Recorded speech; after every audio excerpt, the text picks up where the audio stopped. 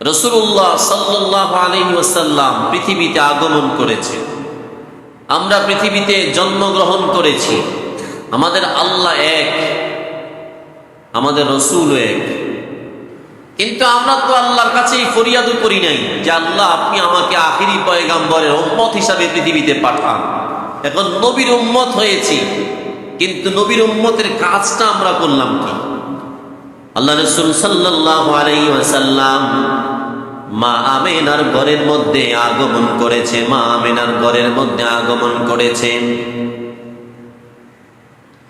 নবীজি পৃথিবীতে আগমন করেছে, কিন্তু আল্লাহ পাক রব্বুল আলামিন নবীজিকে নবী হিসাবে বানিয়েছেন।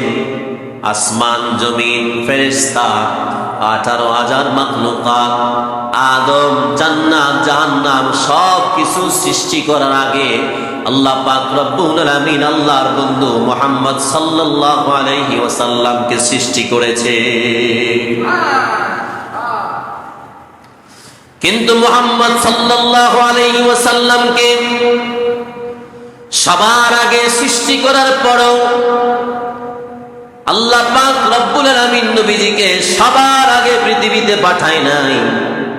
আল্লাহ পাক রব্বুল আলামিন সর্বপ্রথম পৃথিবীতে হযরত আদম আলাইহিস সালাতু ওয়াস সালামকে পাঠিয়ে টেস্ট করেছে। আদম আলাইহিস সালাতু ওয়াস সালামকে পাঠাইলো। পাঠানোর পরে দেখলো ইসলামকে কেমন প্রচার করতে পারে, আল্লাহর দাওয়াত কেমন দিতে পারে, আল্লাহর দাওয়াত কেমন দিতে পারে, আল্লাহকে কিভাবে মানা লাগবে, এই দাওয়াত কেমন করে দিতে পারে। আদম আলাইহিস সালাতু ওয়াস সালাম পরিপূর্ণ ইসলামের দাওয়াত দিয়ে শেষ করতে পারে নাই। আল্লাহ পাক রব্বুল আলামিন আদম আলাইহিস সালাতু ওয়াস সালামের পরে আরো পয়গাম্বর পাঠিয়ে দিলেন। ইব্রাহিম খলিলুল্লাহ আসলো।